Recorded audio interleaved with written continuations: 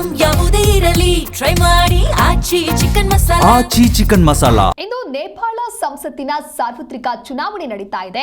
ಅಗತ್ಯ ಸಿದ್ಧತೆಗಳು ಈಗಾಗಲೇ ಪೂರ್ಣಗೊಂಡಿದ್ದು ದೇಶದಾದ್ಯಂತ ಭದ್ರತಾ ಕ್ರಮಗಳನ್ನು ಕೈಗೊಳ್ಳಲಾಗಿದ್ದು ಭ್ರಷ್ಟಾಚಾರ ವಿರೋಧಿ ಬಳಿಕ ಪದಚ್ಯುತಗೊಂಡಂತಹ ಮಾಜಿ ಪ್ರಧಾನಿ ಅಂದ್ರೆ ಜನ್ಸಿ ಪ್ರತಿಭಟನೆಯ ನಂತರದಲ್ಲಿ ಪದಚ್ಯುತಗೊಂಡ ಮಾಜಿ ಪ್ರಧಾನಿ ಕೆಪಿ ಶರ್ಮಾ ಒಲಿ ಸರ್ಕಾರ ಪತನವಾದ 6 ತಿಂಗಳ ಬಳಿಕ ಈ ಚುನಾವಣೆ ನಡೀತಾ ಇದೆ.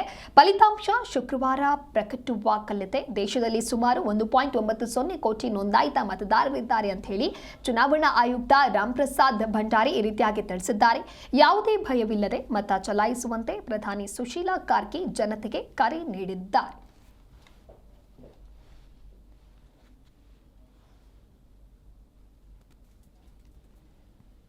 ನೇಪಾಳ ಸಂಸತ್ ಚುನಾವಣೆಗೆ ಇವತ್ತು ಮತದಾನ ನಡೀತಾ ಇದೆ. ದೇಶಾದ್ಯಂತ ಭದ್ರತೆಯ ನಡುವೆ ಮತದಾನದ ಪ್ರಕ್ರಿಯೆಯಲ್ಲಿ ಆರಂಭವಾಗಿದೆ. ಓಲಿ ಸರ್ಕಾರ ಪತನದ ಬಳಿಕ ನಡೀತಾ ಇರುವಂತಹ ಚುನಾವಣೆ ಇದು.